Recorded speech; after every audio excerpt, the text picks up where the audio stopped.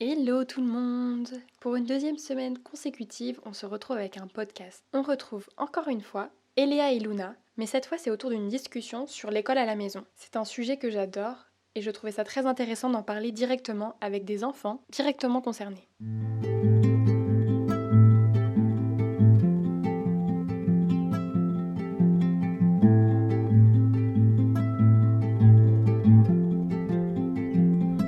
Donc, je suis avec Eléa et Luna et je vais leur poser des questions sur l'école à la maison parce que c'est un sujet que je trouve très intéressant et au cours de nos voyages, on a pu découvrir différentes formes d'école à la maison. Et donc voilà, on va discuter autour de ce sujet et voir un peu où ça nous mène. Alors les filles, déjà, est-ce que vous avez toujours été en école à la maison ou est-ce que vous avez déjà eu d'autres formes d'éducation, on va dire, enfin d'école? Luna, elle a été à l'école à la maison jusqu'en CE1. Et moi, j'ai fait d'abord ma première année de maternelle à l'école. C'était ma seule année entière.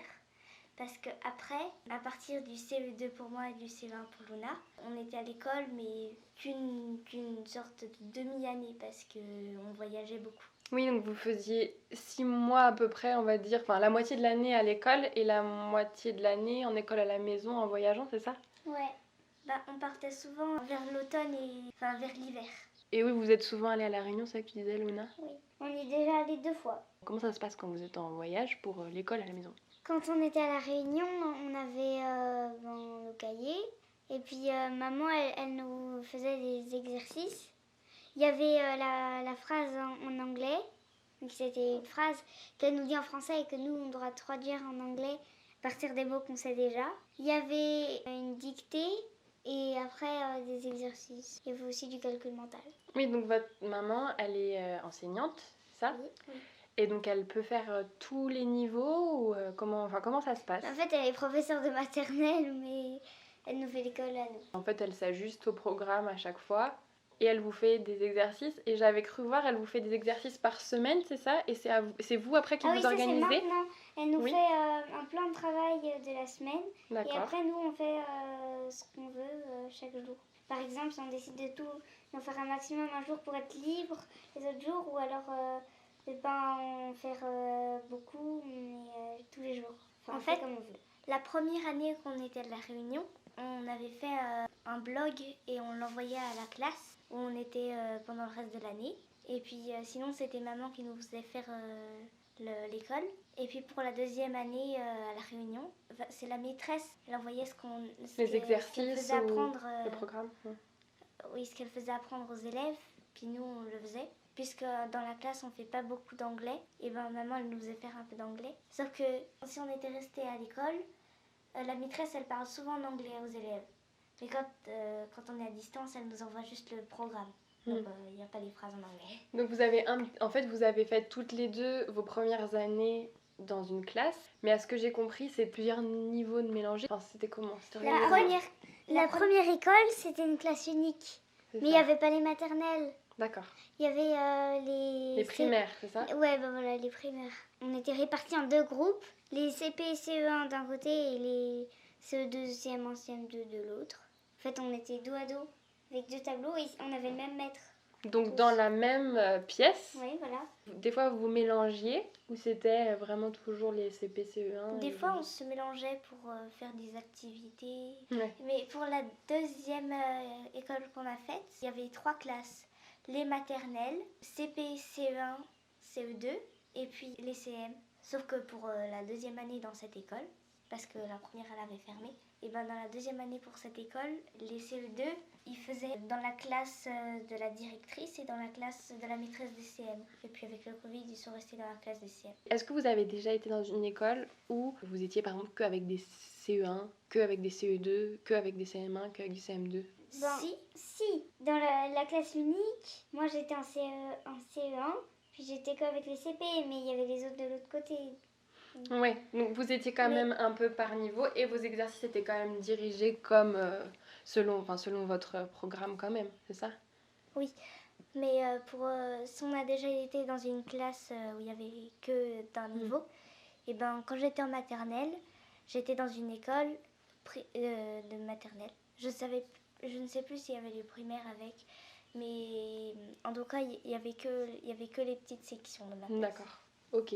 Et donc, vous disiez, c'est vous qui organisez donc un peu votre programme comme vous le souhaitez finalement, mais selon ce que votre maman a un peu mis en place. Vous faites aussi des choses en dehors, ce que j'ai vu de mes yeux, que vous avez fait pas mal de jeux de société, des choses comme ça. Ça, c'est des choses qui viennent de votre imagination du coup, ou c'est avec des lectures, ou ça, c'est pas des choses, on va dire, imposées par votre programme. C'est nous qui... On adore lire toutes les deux. Et on écrit des livres. Depuis 2 jours, on lit la comtesse de... Enfin, on a déjà lu la comtesse de Ségur avant. Et on a décidé de faire quelques pièces de théâtre de la comtesse de Ségur. Parce que la comtesse de Ségur, elle écrit directement pour des pièces de théâtre. Oui, donc c'est déjà réparti en dialogue. Ouais, et du coup, on prend des scènes où il n'y a que 2 personnes, on se déguise, et avec nos déguisements et tout ça, on se met dans une salle, et on prend le matériel, on fait un peu le décor. Et donc c'est vous qui organisez de A à Z votre pièce, c'est vous qui allez chercher vos costumes, qui vous déguisez, qui faites vos coiffures, qui mettez en place le décor. Oui, c'est ça. Et après vous réécrivez, j'ai vu vous réécrivez tout le texte. Non, on l'apprend par cœur, mais quand il y a des phrases trop longues, D'accord. Eh ben, on écrit sur une fiche, on la colle à un endroit dans la salle pour que la caméra y voit pas, et après on doit paraître naturel, on s'approche et on regarde ce qu'il faut dire. Et tout ça, là, parce que j'ai pu voir un extrait de votre pièce de théâtre. On en a fait 3. Vous en avez inventé une ? On en a inventé 3. En prenant exemple un peu sur l'époque de la comtesse de Ségur ou en prenant totalement autre chose ? C'est l'époque de la comtesse de Ségur en 1856. Ok, donc vous inspirez de vos lectures pour après imaginer de nouvelles choses. Oui. C'est cool. Et vos livres, comment vous faites pour... Les livres, ils sortent totalement de notre imagination. Ouais, mais il y a quand même de l'inspiration d'autres livres. Oui, évidemment, comme n'importe quel artiste finalement, quand tu fais des peintures, tu t'inspires d'autres artistes, quand tu fais de la musique. C'est vrai que quand tu lis un livre très bien, ça te donne envie d'écrire un livre toi, et du coup tu t'en inspires du livre que tu as beaucoup aimé. Et c'est quoi les sujets que vous préférez ? Les romans fantastiques. Oui. Toutes les deux ?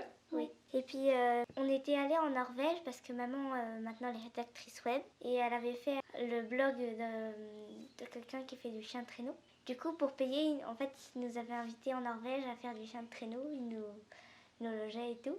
Maintenant avec le Covid, il peut plus, il a plus de clients.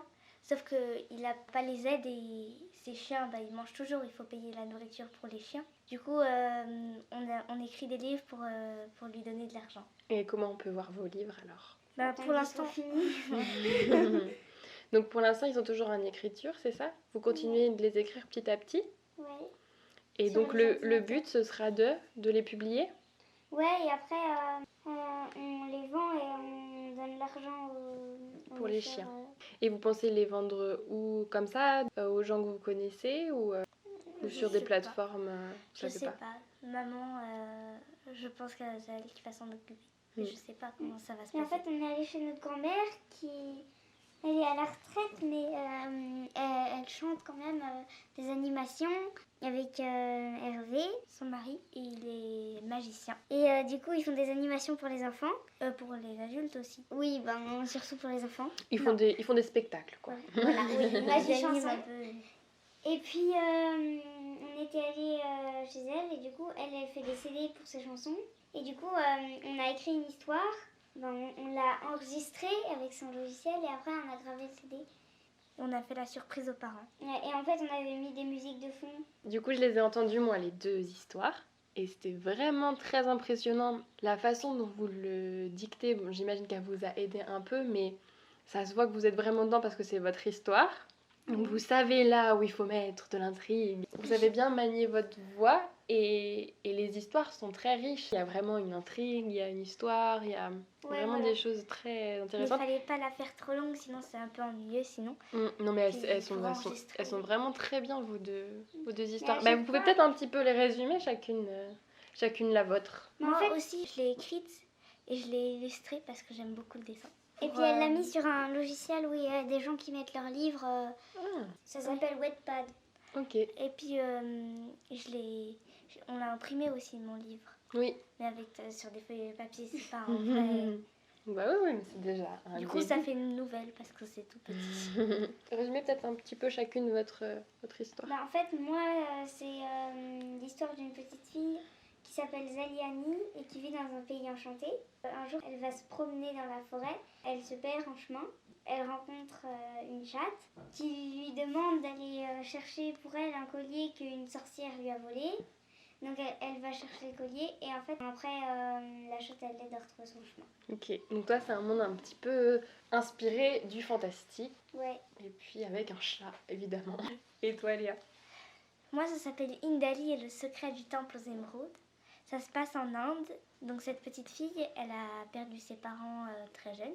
Elle est élevée par son oncle et sa tante. Elle adore la danse, comme moi.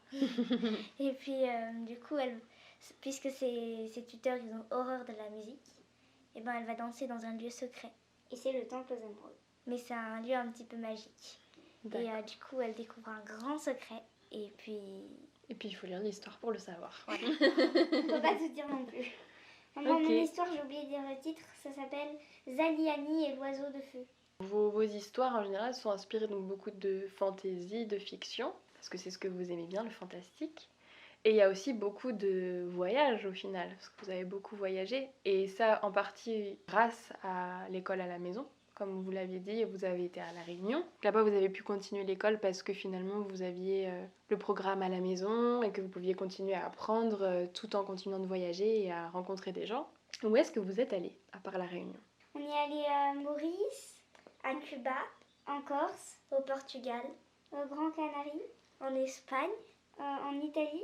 On a traversé toute l'Europe pour aller jusqu'en Grèce. Donc on a fait tous les pays qui se trouvaient sur le chemin. Et puis d'ailleurs, c'est là qu'on a recueilli notre petit chat qui est toujours avec nous.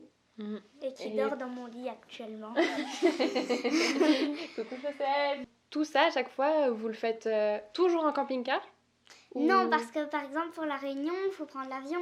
Donc, on prend pas le camping-car. Oui, quand vous pouvez pas, En sur fait, place, vous louez. On prend le camping-car quand c'est pour aller en Europe. Ouais. Par exemple, en Grèce, on a pris Sauf- le camping-car. En Norvège, Hmm. quand on est allé en Norvège. On n'a pas pris le camping-car. Ouais. On a pris l'avion. On a même dormi dans l'aéroport. Est-ce que vous avez des anecdotes de voyage qui restent gravées dans vos mémoires? Ah oui, plein. Surtout à la Réunion. Ouais, vous m'en racontez une chacune. Il faut choisir, attention. J'ai pas d'idée pour l'instant. Par exemple, quand on était à la Réunion, il y avait souvent des gens qui venaient nous voir, des gens de notre famille ou des amis. Et quand, par exemple, il y avait nos grands-parents qui sont venus nous voir, donc c'est Papou et Mamé, Qu'on les appelle. voilà. Et en fait, on a fait une balade de 3 jours dans le cirque de Mafat. On devait dormir dans le gîte. Donc au dernier moment, on arrivait près de l'îlet des Lataniers. Enfin, on était fatigués et tout ça. Et puis en fait, bientôt le soir et puis il y avait encore beaucoup de routes, donc beaucoup de marches à faire, à peu près 5 heures de marche. Il fallait monter, redescendre, puis remonter. Et puis voilà. et tout ça sous le soleil et tout ça, donc il faisait super chaud. Et en fait, au dernier moment, il y avait un ravin. En fait, il y avait un petit chemin, mais très étroit. Et puis il y avait des Attends, chamois. t'as loupé un truc. C'est parce que du coup on a décidé, puisque c'était plus proche d'aller à l'îlet des Lataniers pour dormir là-bas. Parce que de base, on devait aller dans un autre gîte, mais il y avait trop de marches. Donc, Donc vous avez préféré prendre un qui était plus proche. Voilà. Non, à 1 heure de marche. C'est plus C'est proche. mieux. 1 heure on a su pourquoi, sinon ça aurait pu être plus court, mais... Et en fait, il y avait des chamois en haut qui lançaient des pierres. Il fallait quand même passer. Et, parce qu'en fait, on voyait le village, on entendait la musique et tout ça.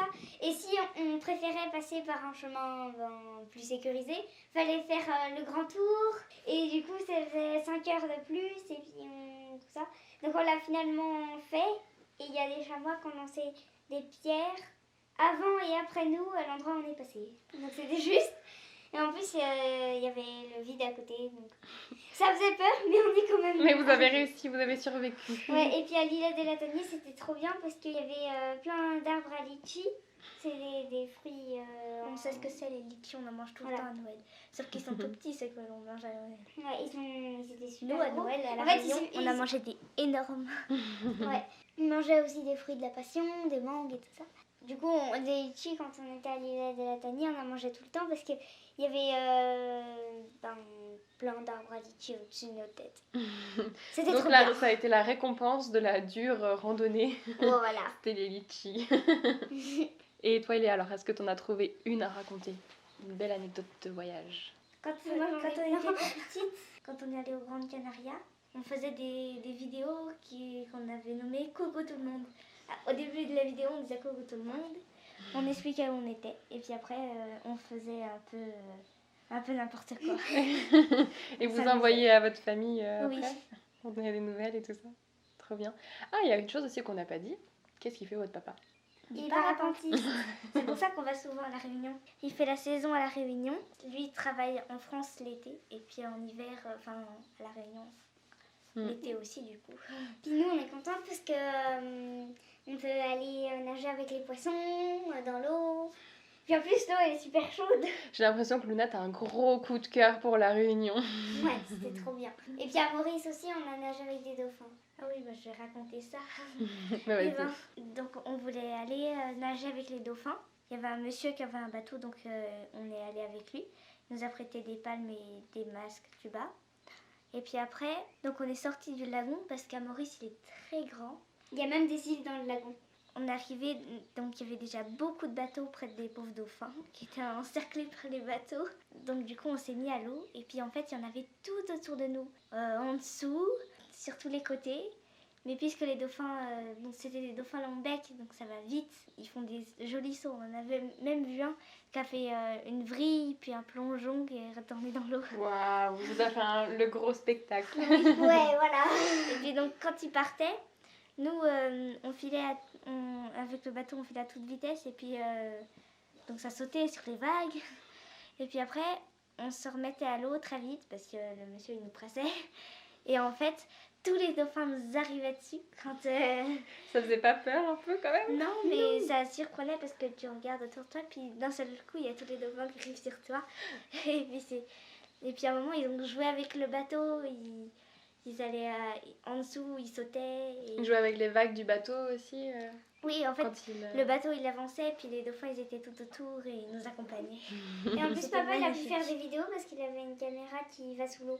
Et juste pour finir un petit peu, si on vous donnait le choix là, de retourner à l'école normale ou continuer l'école à la maison, qu'est-ce que vous diriez? L'école à la maison. Moi, je dirais l'école à la maison parce que j'ai pas très envie d'aller au collège, moi. Qu'est-ce qui vous plaît vraiment dans, on va dire, la liberté d'être à l'école à la maison? Mais en fait, à l'école à la maison, on n'est que deux avec notre maman. Et du coup, elle se concentre sur ce qu'on a le plus besoin d'apprendre. Ouais, elle va vous aider là où vous avez le plus de difficultés. Ouais. Alors Et, qu'avec la maîtresse, elle a plein d'élèves, du coup, on fait un peu de tout. Et puis, Ouais, c'est très homogénéisé sur l'ensemble surtout, des élèves. C'est pas trop scolaire. On fait plus d'activités. À l'extérieur Oui, ou- pas forcément à l'extérieur, mais on fait plus d'activités pratiques. Ouais, on fait plus pas d'activités que de l'écrit. manuelles. et c'est Ouais. plus facile d'avoir congé. Oui, et puis c'est vous qui, comme tu disais tout à l'heure, Luna, c'est que si vous avez envie de faire vos mathématiques, votre histoire et je sais pas, en une journée, bah vous pouvez, et le lendemain, comme ça, vous pouvez faire autre chose, faire des pièces de théâtre, par exemple. Et ça, c'est des activités que vous rajoutez en fait toute seule pour vous amuser. Et, Ouais, puis, ouais. et puis ça fait aussi finalement des exercices. Et puis quand il y avait les workawayers, donc vous, et on faisait beaucoup de petites soirées avec de la musique et tout ça, et on dansait beaucoup. Ouais, oui, donc c'est chouette cette vie finalement. Ça ramène plein de couleurs. Tout à l'heure, quand on discutait dans la cuisine, avant d'enregistrer, vous me disiez que votre papa, lui, aimait beaucoup l'école parce qu'il pouvait voir ses copains tous les jours. Et Ouais, vous voilà. m'avez répondu quoi? Alors, j'ai dit que nous, on peut voir nos amis sans aller à l'école parce qu'on habite à côté, parce qu'on les a rencontrés à l'école, Mais après, l'école a fermé. Du coup, on est tous allés à Septenay. Du coup, on avait encore les mêmes amis. Mais ils changeaient pas d'endroit. Parce que la première école, elle était... On pouvait y aller à pied. Et ils changeaient pas de maison. Et du coup, on pouvait toujours aller chez eux à pied. Mais l'école, elle était plus loin. Donc vous faisiez votre école finalement chez vous. Vous faisiez vos petites activités Pendant chez le vous. confinement, Et après, vous alliez voir, dès que vous aviez du temps libre, vous alliez voir vos amis en fait qui habitaient juste à côté. Donc Oui. vous les voyez, vous pouviez aussi les voir tous les jours finalement. ouais. Et puis pendant le confinement, on avait fait une cabane À côté de la rivière. à côté de la rivière, un peu camouflée par les arbres. C'était un petit endroit un peu secret. Et puis chaque jour, presque, quand il faisait beau, donc chaque jour on allait se rafraîchir à l'ombre de la forêt parce que c'était la canicule avec les copines. Là, c'était Et votre puis- petit point de rencontre, Ouais. la cabane. Et puis On reconstruisait les murs qui se et cassaient. on jouait à Harry Potter. À cette période, on était vraiment fans d'Harry Potter. Vous l'êtes toujours un petit peu, hein? Un petit peu, oui, mais Moi. on a un Moins peu lâché. D'accord. On a toujours les mallettes d'Harry Potter et les baguettes d'Harry Potter. Oui, On avait on fait fabriqué beaucoup de des bricolage aussi Ouais. pour l'école à la maison aussi, du coup. Ça aussi, on l'a pas dit, c'est que l'école à la maison, vous avez évidemment le programme de base que vous avez l'obligation, on va dire, de suivre. Et vous avez aussi des activités, en fait, vous, qui peuvent vous servir dans la vie quotidienne, d'apprendre des choses un peu plus manuelles, quoi. Ou même quand vous créez des jeux de société. Si vous faites, à chaque fois, vous créez, mais vous faites tout de A à Z, comme pour les pièces de théâtre, en fait. Oui. Vous imaginez, vous faites tout, en fait, de l'imagination à la conception. Oui, sauf que on n'en a jamais fini un seul. Bah si, celui de ton anniversaire. Mais il n'était pas fini, il reste encore des cartes à faire, mais on a joué quand même avec. Ouais, ça fonctionne. Ok, mais donc voilà, ce que je veux dire, Quand c'est on que vous était fans faites... d'Harry Potter, on faisait des jeux de société d'Harry Potter aussi. Mais ce que je veux dire, c'est que l'école à la maison vous permet de faire des activités où vous allez réfléchir et des activités manuelles. Mais les deux peuvent se mixer, c'est pas parce que vous faites des maths que vous allez juste écrire sur votre cahier. Vous allez le faire aussi un peu de façon plus pratique ou l'apprendre finalement tous les jours. Avant, oui, mais pas trop maintenant. Ouais, mais il y a plein de choses, je veux dire, dans l'école à la maison, j'ai l'impression, enfin moi de mes expériences, de ce que j'ai vu avec d'autres enfants, mais qui étaient plus jeunes aussi, donc peut-être que vous avez connu vous quand vous étiez plus jeune, c'est qu'il y a beaucoup de choses, je trouve, qui sont apprises juste parce que l'enfant amène, par exemple, si l'enfant, je sais pas, est très intéressé dans, on va dire, je sais pas, éplucher les oranges. Il adore manger des oranges en dessert. Eh ben, on va pouvoir lui faire compter les quartiers d'oranges et apprendre à compter de cette façon-là. Enfin, il y a plein de choses qu'on peut amener par des choses qu'on fait dans la vie de tous les jours. Ouais, moi, quand on était plus jeune, on avait appris à faire une salade de fruits, à couper les fruits. Oui. Ouais, alors que ça, c'est pas des choses qu'on apprend à l'école. Ouais. Après, c'est des choses que, en soi, les enfants qui vont à l'école peuvent aussi apprendre chez eux. Mais l'école à la maison, je trouve, relie plus comme ça les choses manuelles et les choses de tous les jours à des choses que tu peux apprendre. Enfin, tout devient un apprentissage, j'ai l'impression, avec l'école à la maison. Oui, on fait pas souvent des dictées. On fait presque pas. Sauf quand maman voulait que je m'entraîne à mon écriture parce qu'elle était vraiment pas Ouais. très soignée. Mais puis aussi pour les fautes d'orthographe, mais maintenant je trouve que je me suis un peu améliorée, maman aussi. Du coup, en fait, quand on écrit nos livres, on fait un peu de... C'est comme si on faisait une dictée, sauf que c'est nous qui l'inventons. C'est ça, et puis au final, c'est comme tu disais, Luna, tout à l'heure, c'est que de toute façon, vous avez votre maman qui encadre tout, qui sait où vous en êtes, là où vous avez le plus de difficultés et là où vous êtes, là où vous avez de meilleurs résultats, on va dire, là où vous y arrivez le mieux. Et donc, de toute façon, elle va gérer, là peut-être qu'il y a moins de dictée aussi, parce que justement, comme tu dis, ça va de mieux en mieux, toi, pour les fautes d'orthographe, et donc, vous n'avez pas besoin non plus d'en faire. Si jamais il y avait une difficulté, je veux dire, peut-être que vous en auriez plus. Mais le programme s'ajuste à vos besoins, en fait. Ouais, voilà. Puis en voyageant, on apprend aussi les langues vivantes, la géographie, tout ça. Ouais, c'est vrai. Même moi, j'ai eu beau apprendre la géographie un peu à l'école, mais il y a plein de choses dont je me rappelle pas. Même en France, par exemple, c'est tout bête, mais les départements, j'ai jamais su vraiment situer les départements. Et depuis qu'on voyage, je sais situer les endroits où on est allé. Parce que, on doit le savoir pour voyager. Et je me rends compte qu'encore aujourd'hui, j'apprends des choses parce que je les vis. Parce que c'est des expériences que j'ai vécues. Finalement, l'école à la maison, c'est l'école de la vie, des expériences de la vie. Oui. On a des amis qui font l'école à la maison. D'ailleurs, on les a pas vus depuis longtemps. Elles font beaucoup d'activités, beaucoup de couture, beaucoup de dessins. Surtout la grande, elle adore les mangas. Et elle sait parler, enfin elle sait aussi écrire chinois. Oui, Mais, et parler aussi. Parce qu'elle s'est vraiment Non, c'est intéressée japonais, là-dedans, c'est vrai. elle a montré de l'intérêt Ouais, pour ouais. ça. Et comme l'école à la maison est plus souple dans le choix des matières et tout ça, elle a pu apprendre. Et donc leur maman, elle avait fait la réflexion que on ne pouvait pas passer une journée sans apprendre quelque chose. C'est impossible.